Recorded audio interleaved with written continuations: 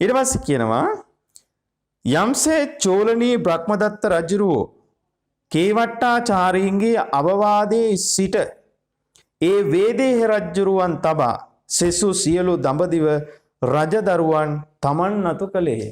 ඕන්. එතකොට සතර කම්මන්ත්‍රණයේ තියෙන ප්‍රබල පරමාර්ථය තමයි අවසාන බලාපොරොත්තුව තමයි මොකද්ද?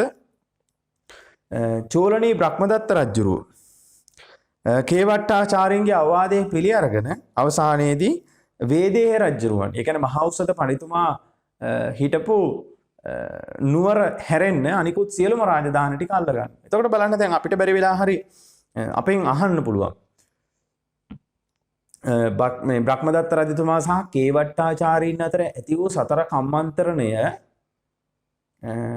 උම්මග්ග ජාතකයේ තුල මනාවට පෙන්눔 කර ඇත. එතකොට අපිට අන්න ඒ වගේ අවස්ථාවකදී ප්‍රධාන වශයෙන්ම පෙන්눔 කරන්න තියෙන සාධක මෙන්න මේවා. එතකොට ඒ තුලින් අපිට පැහැදිලි කරගන්න පුළුවන් මෙයාලා දෙන්න අතර සතර කම්මන්ත්‍රණය සිද්ධ වෙන හැටි. ඊළඟට අපිට තව මාතෘකාවකට ගියොත් මෙහෙම සතර කම්මන්ත්‍රණයට එරෙහිව මහෞෂධ පඬිතියෝ ක්‍රියාත්මක වන ආකාරය.